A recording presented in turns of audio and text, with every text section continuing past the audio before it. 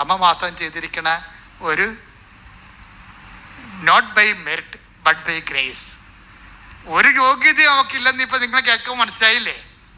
പക്ഷെ അമ്മയാണ്.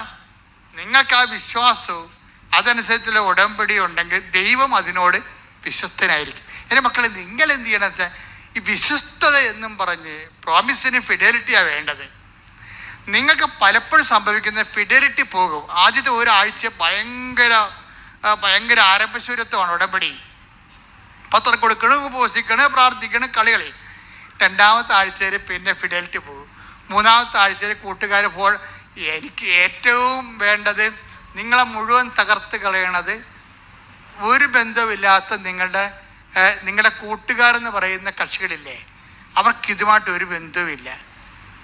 അവർ നിങ്ങളെ ഈ ഉടമ്പടി നിങ്ങൾ 4 ദിവസവും 40 ദിവസവും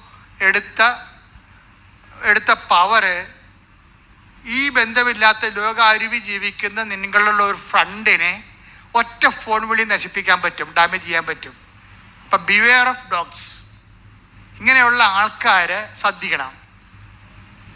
അവർ നിങ്ങളോട് സംസാരിക്കുന്ന വിഷയം ആത്മീയമാണെങ്കിൽ അതിനെ കൗണ്ടറാക്ട് ചെയ്യാനുള്ള പവർ നിങ്ങളുടെ കയ്യിൽ ഉണ്ടാകണം. നിങ്ങൾ കൗണ്ടറാക്ട് ചെയ്തിരിക്കണം, അല്ലാതെ മിണ്ടാണ്ടിരിക്കരുത്. അവർ കത്തിക്കയറി ഉടമ്പടി ആനെ കൂടെ കള്ളത്തടം എന്നൊക്കെ പറയും പിശാച് പറയുമ്പോൾ നിങ്ങൾ എടുത്തടിച്ച് മറുപടി പറയാൻ വേണ്ടി മാത്രം നിങ്ങൾ എക്വിപ്ഡ് ആയിരിക്കണം. അതിനാണ് ഞങ്ങൾ ചവറ് പോലെ സാക്ഷി വിട്ടിരിക്കണത്. മനസ്സിലായില്ലേ?